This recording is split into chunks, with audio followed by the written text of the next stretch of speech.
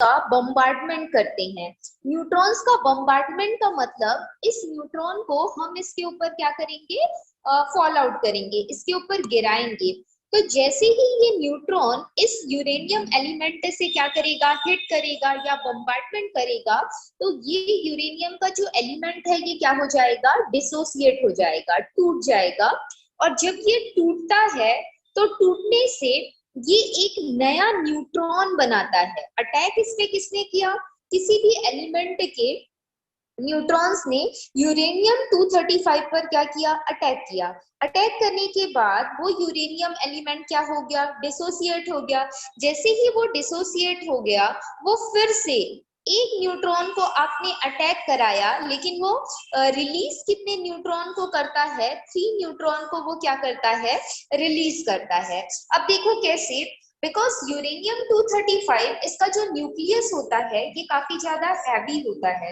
Nucleus heavy होने की वजह से इसमें more amount of neutrons present होगा। उसमें से जब हम बम्बार्डमेंट करते हैं तो बाकी के न्यूट्रॉन्स जब डिसोसिएट होते हैं यूरेनियम से, तो दो हमारा प्रोडक्ट बन जाता है। मान लीजिए एक्स कोई प्रोडक्ट बना और वाई कोई प्रोडक्ट बना, और इस एक्स वाई प्रोडक्ट बनने के साथ साथ 3 अमाउंट ऑफ न्यूट्रॉन भी ये क्या करता है, रिलीज करता है। तो एक यूरेनियम एलिमेंट पर जब एक न्यूट्रॉन का बम्बार्डमेंट कर रहे हैं तो वो 2 प्रोडक्ट बना रहा है। 2 प्रोडक्ट बनाने के बाद वो 3 न्यूट्रॉन को क्या करता है, एमिट कर देता है। जब ये 3 न्यूट्रॉन निकलते हैं, एमिट ना बोला जाए, डिसोसिएट करता है ये बोला जाए, या प्रोड्यूस्ड करता है, और साथ ही साथ काफी ह्यूज अमाउंट ऑफ एनर्जी इसमें से क्या होती है, रिलीज होती है। Huge amount of energy means काफी ज्यादा एनर्जी रिलीज होती है, जिसको हम किसमें यूज करते हैं, न्यूक्लियर बॉम्ब बनाने के लिए इसी एनर्जी का यूज किया जाता है, जिसका एक्सप्लोजन किया जाता है। आप सभी को ये बात पता होगी। तो अनकंट्रोल्ड चेन रिएक्शन, अब ये जो 3 न्यूट्रॉन आपके बने हुए हैं, जो आपका मेन प्रोडक्ट यूरेनियम था जिसका एटॉमिक नंबर 92 था और मास कितना था, 235 था, फिर से ये 3 न्यूट्रॉन इस पे क्या करेगा, अटैक करेगा। तो देखो, जब इस पे एक न्यूट्रॉन अटैक करता है तो 3 न्यूट्रॉन बनते हैं। अब तीनों के तीनों न्यूट्रॉन इसका जो रिमेनिंग पार्ट बचा हुआ होगा उस पे अटैक करेंगे। तो उस पे अटैक करने के बाद एक न्यूट्रॉन से 3 बनता है, तो 3 न्यूट्रॉन से कितना हो जाएगा हमारे पास टोटल, अगर देखा जाए तो 3 3 से हमारे पास कितना आ जाएगा, 9 न्यूट्रॉन्स बन जाएंगे। फिर ये 9 न्यूट्रॉन्स यूरेनियम का जो रिमेनिंग पार्ट होगा कोई प्रोडक्ट बनाएगा, फिर इसका कोई पार्ट बचेगा। पार्ट बचेगा क्यों बोला जा रहा है, बिकॉज यूरेनियम काफी ज्यादा हैवी उसका न्यूक्लियस होता है, ह्यूज अमाउंट ऑफ एनर्जी का सोर्सेस है। तो एक न्यूट्रॉन के बम्बार्डमेंट से तो वो पूरी तरह टूटेगा नहीं। हम तो फिजन का प्रोसेस कर रहे हैं, मतलब न्यूक्लियर फिजन का मतलब क्या है, न्यूक्लियस का डिसोसिएशन कर रहे हैं, उसको ब्रेक डाउन कर रहे हैं। तो एक न्यूट्रॉन से तो वो पूरी तरह डिसोसिएट नहीं होगा, तो बाकी जो न्यूट्रॉन बने वो उस पे अटैक करेंगे, फिर उसके बाद और न्यूट्रॉन बनेंगे वो उस पे अटैक करेंगे। ये प्रोसेस तब तक होता रहेगा जब तक यूरेनियम पूरी तरीके से क्या नहीं हो जाता, डिसोसिएट नहीं हो जाता। और ये जो रिएक्शन है कंटिन्यूसली क्या होता जाएगा, बढ़ता जाएगा। बढ़ेगा क्यों, क्योंकि मैंने स्टार्ट किया था 1 न्यूट्रॉन से, उसके बाद उससे मिले 3 न्यूट्रॉन्स, वो 3 न्यूट्रॉन्स एक साथ उस यूरेनियम पे अटैक करेंगे तो 9 न्यूट्रॉन्स बनेंगे। फिर वो 9 न्यूट्रॉन्स फिर से अटैक करेंगे तो 27 न्यूट्रॉन्स बनेंगे। ऐसे करते करते बहुत सारे न्यूट्रॉन्स हमारे पास क्या होते जाएंगे, बनते जाएंगे, और वो न्यूक्लियस में क्या करते जाएंगे, अटैक करते जाएंगे। तो ये अनकंट्रोल्ड रिएक्शन है। जब तक हमारा न्यूक्लियस यूरेनियम का पूरी तरह से डिसोसिएट नहीं हो जाता, तब तक न्यूट्रॉन उस पे क्या करता जाता है, अटैक करता जाता है। ठीक है, और इसी वजह से इसको क्या बोला जाएगा, अनकंट्रोल्ड रिएक्शन, जिसको किसी भी तरीके से कंट्रोल नहीं किया जा सकता। और इसी वजह से बोला जाता है कि जो न्यूक्लियर बॉम्ब, इससे जो एनर्जी रिलीज होती है उससे बनाए जाते हैं, तो जो न्यूक्लियर बॉम्ब होते हैं उनका जो अफेक्ट है इन नेचर काफी टाइम तक रहता है, वो बना इसी एलिमेंट से है और इस एलिमेंट में हमको दिख रहा है कि अनकंट्रोल्ड रिएक्शन हो रहा है। तो इसी वजह से वो जो इफेक्ट है नेचर में, एक बार अगर इसके रेडिएशन चले जाए तो वो इफेक्ट इसी अनकंट्रोल्ड रिएक्शन की वजह से क्या होता जाता है, काफी टाइम तक बढ़ता जाता है। ठीक है, इस बात को याद रखिएगा। इसके बाद इस वजह से इसको हमने क्या बोला, अनकंट्रोल्ड बोला। सेकेंड इसमें जो टाइप बताया जा रहा है वो क्या है, कंट्रोल्ड। आपका जो न्यूक्लियर फिजन होता है वो कैसे होता है वो यहाँ पे बताने की कोशिश की जा रही है। तो सबसे पहले देखिए, न्यूक्लियर कंट्रोल्ड चेन रिएक्शन की अगर बात की जाए तो न्यूक्लियर एनर्जी आप न्यूक्लियर बॉम्ब बनाने के लिए तो यूज करते ही हैं, लेकिन इसके साथ ही कुछ कंस्ट्रक्टिव पर्पस के लिए भी इस न्यूक्लियर एनर्जी का यूज किया जाता है। दैट मीन्स हम इससे एनर्जी का प्रोडक्शन करने के लिए या फिर 2% अमाउंट ऑफ जो लाइट होती है, इलेक्ट्रिसिटी होती है, उसके प्रोडक्शन में भी न्यूक्लियर एनर्जी का यूज किया जाता है। इसी चैप्टर में प्रीवियस टॉपिक पे आपने पढ़ा है। तो देखो, एक कंस्ट्रक्टिव पर्पस के लिए हम यूज करते हैं, इलेक्ट्रिसिटी प्रोडक्शन के लिए भी हम इस न्यूक्लियर एनर्जी का यूज करते हैं। तो उस टाइम पर हम कौन से रिएक्शन को फॉलो करते हैं, कंट्रोल्ड चेन रिएक्शन को। अब कंट्रोल्ड चेन रिएक्शन क्या होता है, देखिए इस रिएक्शन को आर्टिफिशियली, जो अनकंट्रोल्ड चेन रिएक्शन हो रहा है उसको आर्टिफिशियली क्या किया जा सकता है, कंट्रोल्ड किया जा सकता है। अब इसको कंट्रोल्ड कैसे करते हैं, देखिए जो 3 न्यूट्रॉन्स 1 न्यूट्रॉन के बम्बार्डमेंट के बाद निकलते हैं, उसमें से 2 न्यूट्रॉन को क्या कर दिया जाता है, रिमूव कर दिया जाता है या रेस्ट कंडीशन में उनको भेज दिया जाता है, वो एक्टिव नहीं रहता। इसके लिए एक इंस्ट्रूमेंट का हेल्प लिया जाता है, that is called a nuclear reactor. जो न्यूक्लियर रिएक्टर 2 न्यूट्रॉन्स को क्या कर देता है, ये बोला जाए कि इनएक्टिव कर देता है। तो बचा क्या, 1 न्यूट्रॉन। तो वही 1 न्यूट्रॉन उस यूरेनियम पर क्या करेगा, बम्बार्डमेंट करता जाएगा और उस बम्बार्डमेंट से जो भी एनर्जी रिलीज होगी उस एनर्जी का यूज हम किस में करेंगे, एनर्जी प्रोडक्शन में हम उसका यूज कर सकते हैं, कंस्ट्रक्टिव पर्पस के लिए हम उसका यूज कर सकते हैं। तो इस तरीके से इस रिएक्शन को क्या कर लिया जाता है, कंट्रोल्ड कर लिया जाता है। मतलब वो एक ही न्यूट्रॉन उस पे क्या करेगा, अटैक करेगा, जो एनर्जी हमारी बन रही है उस एनर्जी को हम एनर्जी प्रोडक्शन में क्या करते जा रहे हैं, यूज करते जा रहे हैं, ताकि हम इलेक्ट्रिसिटी का प्रोडक्शन कर सके। ठीक है, और पहले जो रिएक्शन था उसमें हमने न्यूट्रॉन, सारे न्यूट्रॉन्स को उस पर अटैक होने दिया, जैसे जैसे अटैक करेगा वैसे वैसे एनर्जी रिलीज होगी, तो काफी ज्यादा अमाउंट ऑफ एनर्जी रिलीज होती है, जिसका यूज हम किस में करेंगे, न्यूक्लियर बॉम्ब बनाने में करेंगे। तो न्यूक्लियर बॉम्ब बनाने के लिए न्यूक्लियर फ्यूजन के कौन से प्रोसेस को यूज किया जाता है, अनकंट्रोल्ड, और कंट्रोल्ड को हम किस में यूज करते हैं, न्यूक्लियर रिएक्टर का यूज करते हुए एनर्जी प्रोडक्शन या फिर कंस्ट्रक्टिव पर्पस के लिए हम कंट्रोल्ड चेन रिएक्शन का क्या करते हैं, यूज करते हैं। ठीक है, यूरेनियम जो होता है ये काफी पॉइजनस एक एलिमेंट है, आप ये मान सकते हो, बिकॉज जब ये डीके होता है तो काफी सब एटॉमिक पार्टिकल्स में ये क्या होता है, डिसोसिएट होता है या डिके होता है, सड़ जाता है, हम ये बोल सकते हैं। ये हार्मफुल सब एटॉमिक पार्टिकल्स कौन से हो सकते हैं, तो सम टाइप ऑफ रेडिएशंस हो सकते हैं। ये रेडिएशंस कौन से होंगे, तो जो मैंने आपको बताया, अल्फा, बीटा, ये गामा, ये सारे रेस होते हैं। ये रेस जब हमारे नेचर पे आते हैं या एनवायरनमेंट पे आते हैं तो एनवायरनमेंट को पूरी तरीके से ये क्या करते हैं, पॉल्यूट करते हैं। ठीक है, और जो कंटामिनेंट्स होते हैं, contaminants it is also called a pollutants भी इनको बोला जाता है। मतलब रेडिएशन तो निकला लेकिन उसका जो सॉलिड रिमेनिंग पार्ट होगा वो में आएगा, पॉल्यूटेंट की कैटेगरी में आएगा।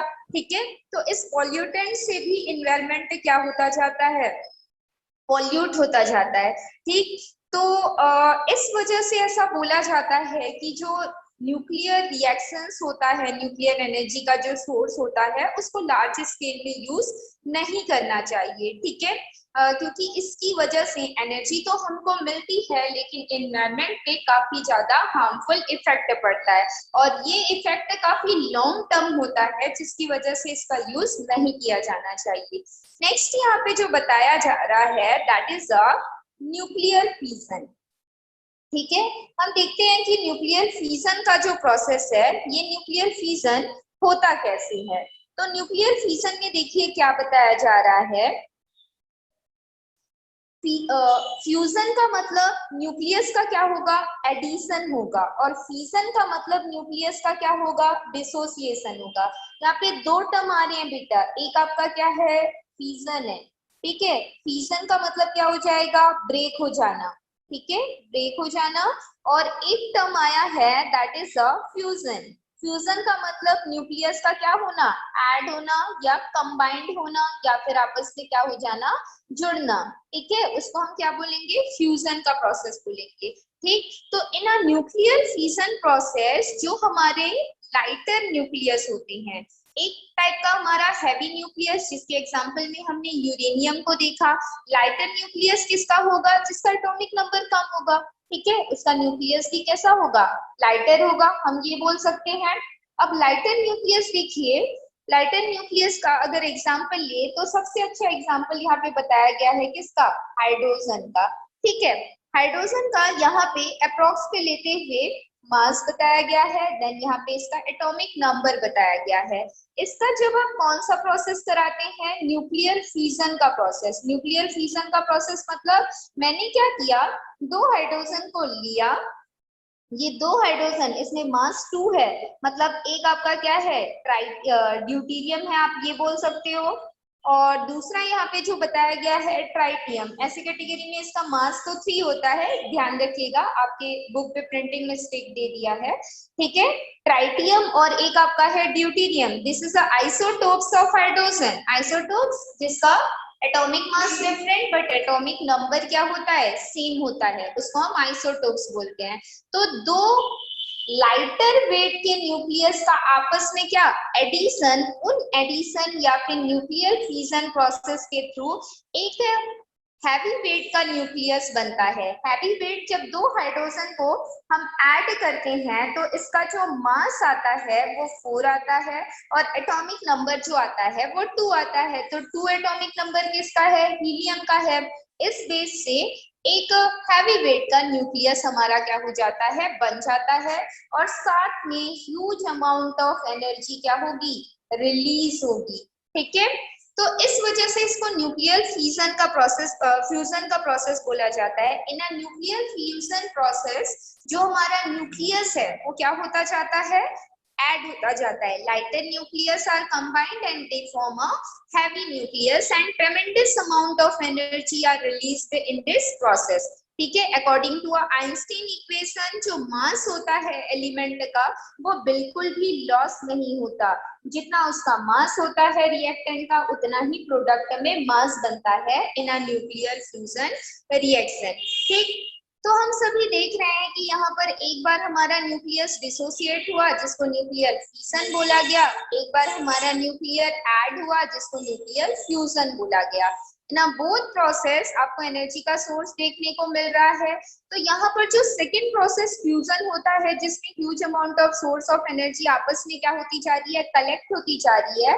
तो फ्यूजन का आपको सोर्स, एनर्जी का सोर्स अगर पूछा जाएगा तो सन में न्यूक्लियर फ्यूजन का प्रोसेस होता है, जो हमारे स्टार होते हैं उसमें न्यूक्लियर फ्यूजन का प्रोसेस होता है, और इनमें आप सभी जानते हैं कि ह्यूज अमाउंट ऑफ एनर्जी क्या होती है, प्रेजेंट होती है, ठीक है। और इसका टेम्परेचर अगर देखा जाए तो millions of degree of temperature are found in a sun, and pressure देखा जाए तो pascal, millions of pascal of pressure, pascal this is a unit of a pressure, ठीक है।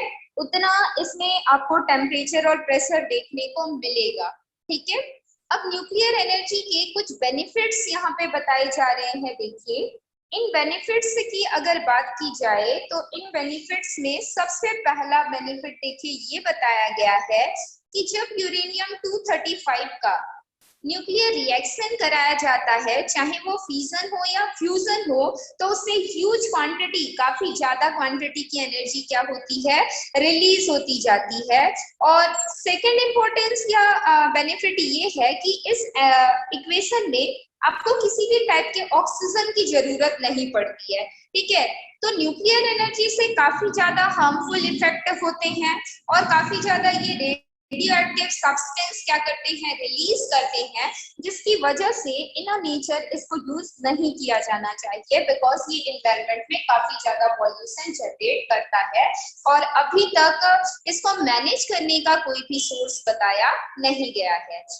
नेक्स्ट टॉपिक जो इसमें बताया जा रहा है that is a CREDA. CREDA का फुल फॉर्म है आपका Center for Chhattisgarh State Renewable Energy Development Agency, and this is an enterprise under the Department of Energy of Chhattisgarh Government। मतलब छत्तीसगढ़ गवर्नमेंट का जो एनर्जी का सोर्स है उसको क्या बोला जा रहा है, जो क्रेडा है, मतलब डिपार्टमेंट ऑफ एनर्जी जो सीजीई है उसको क्रेडा बोला जाता है और उसका फुल फॉर्म क्या है, Chhattisgarh state renewable energy development agency.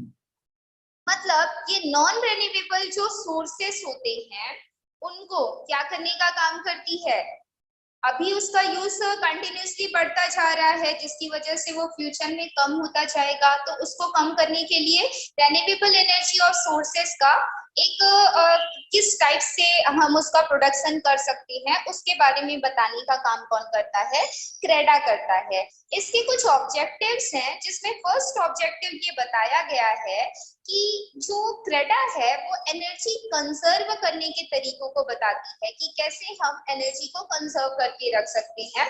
तो सबसे पहले इसमें बताया जाता है कि हमको एनर्जी के नए नए सोर्सेस को क्या करना चाहिए, यूटिलाइज करना चाहिए और एनर्जी को सेव करना चाहिए ताकि फ्यूचर में हमारे लिए जो एनर्जी है वो पूरी तरीके से क्या हो, बची रहे। ठीक है। सेकेंड पॉइंट इसमें ये बताया जा रहा है कि जो non conventional source of energy होती है हमको उसका यूज करना चाहिए। कन्वेंशनल सोर्स ऑफ एनर्जी हम यूज करते हैं बट धीरे धीरे ये क्या होता जा रहा है, कम होता जा रहा है। जैसे जैसे ये कम होता जाएगा वैसे वैसे फ्यूचर जनरेशन के लिए एनर्जी का कोई भी अमाउंट हमारे पास नहीं बचेगा। ठीक है। इस वजह से बोला जाता है कि एनर्जी के नए सोर्सेस के फॉर्म पे किसको लेना चाहिए, non conventional source of energy को यूज करना चाहिए। ठीक है। और जो कन्वेंशनल सोर्स है उस पे जो हमारी डिपेंडेंसी है उसको हमको क्या करते जाना चाहिए, कम करते जाना चाहिए। थर्ड पॉइंट इसमें ये बताया जा रहा है कि जो non conventional source of energy होते हैं उसका बेनिफिट ये होता है कि ये इको फ्रेंडली होते हैं, मतलब एनवायरनमेंट को ये पॉल्यूटेड ज्यादा नहीं करते हैं। ठीक है। और क्रेडा पीपल्स को ये मोटिवेट करता है कि आप जो एनर्जी का सोर्सेस है, non conventional sources like solar energy, wind energy, biomass energy, इन सभी एनर्जीज को एनर्जी सोर्स के फॉर्म पे आप यूज करिए। ऐसा क्रेडा हमको क्या करता है, मोटिवेट करता है, जो कि सीजी स्टेट का एनर्जी डिपार्टमेंट है। ये कहाँ पे है बोला जाएगा, सिचुएटेड है, तो रायपुर में सिचुएटेड है। ठीक है। तो जो कन्वेंशनल सोर्स ऑफ एनर्जी होते हैं उसके लिए कुछ एग्जांपल्स यहाँ पे बताए जा रहे हैं, उन एग्जांपल्स को आप देखिएगा। अब यहाँ पे ये बोला जा रहा है कि डे टू डे लाइफ में एनर्जी से हम कहाँ कहाँ पे कब कब नॉन कन्वेंशनल जो एनर्जी सोर्सेस होते हैं पीपल को इंकरेज करना चाहिए कि नॉन कन्वेंशनल जो सोर्सेस ऑफ एनर्जी हैं उनको हम यूज करें। इसके अलावा जो हम फूड कुक करते हैं इसके लिए हमको प्रेशर कुकर को यूज करना चाहिए। देन यहाँ पे ये बोला जा रहा है कि सोलर एनर्जी एक नॉन कन्वेंशनल एनर्जी का सोर्स होता है, तो हमको सोलर एनर्जी से चलने वाले एप्लायंसेस को यूज करना चाहिए, जैसे कि आपका सोलर कुकर हो गया, सोलर हीटर्स हो गया, सोलर पैनल्स हो गए। ये सभी हमने आपको बताया कि किस तरीके से सोलर एनर्जी जो है एक इनसाइड बॉक्स है जो कि ब्लैक कलर से प्रिंटेड रहता है, जो हीट को एब्सॉर्ब करती है और उसके अंदर मेटल का पॉट रख के हम क्या फूड को क्या कर सकते हैं, कुक कर सकते हैं। मैंने आपको बताया था सोलर पैनल्स, बहुत सारे पैनल्स को कलेक्ट करके सोलर पैनल्स बनाया जाता है जिसमें एनर्जी का सोर्सेस कलेक्ट होता है, तो उसको इलेक्ट्रिसिटी प्रोडक्शन में क्या किया जाता है, यूज किया जाता है। इसके अलावा जो रूरल एरियाज होते हैं वहां पर बायोगैस फ्यूल के यूज को क्या करना चाहिए, प्रमोट करना चाहिए, ताकि हम फ्यूचर के लिए एनर्जी को क्या कर सके, सेव करके रख सके और साथ ही साथ हमारे एनवायरनमेंट को पॉल्यूट होने से क्या कर सके, बचा सके। इसके अलावा कुछ वैल्यूएबल फ्यूल्स होते हैं जैसे कि पेट्रोल है, जो कि हम व्हीकल्स में यूज करते हैं और एक तरह का ये फ्यूल होता है जिसके कंबशन से पॉइजनस गैसेस निकलती हैं जो कि ह्यूमन बीइंग को हार्म करती हैं। तो इस वजह से इसके यूज को कंट्रोल करने के लिए व्हीकल्स का यूज ना करके शॉर्ट ट्रैवल डिस्टेंस के लिए हमको साइकिल का यूज करना चाहिए। इस तरीके से हम एनर्जी को क्या कर सकते हैं, कंजर्व करके रख सकते हैं। तो आपका चैप्टर 18 जो कि आपका लास्ट चैप्टर था साइंस का, आज खत्म होता है। और जो नोट्स हैं आपके वो मैं आपको कंटिन्यूसली सेंड करूंगी। इसके बाद चैप्टर 15 और जो आपका 14 था, बायो वाली मैम ने आपको एक्सप्लेन किया था, लेकिन एक बार मैं आपको उसी चैप्टर को, चैप्टर 15 के बारे में या चैप्टर 14 के बारे में कल हम डिस्कस करेंगे। ठीक, तो आज की क्लास हम यहीं पे खत्म करते हैं। आपका जो चैप्टर 14 है जिसमें एनर्जी के डिफरेंट सोर्सेस दिए हुए हैं, आज आपका ये क्या हो जाता है, चैप्टर खत्म हो जाता है। ठीक है, तो कल की क्लास में हम देखते हैं कि हमको क्या डिस्कस करना है। चलिए।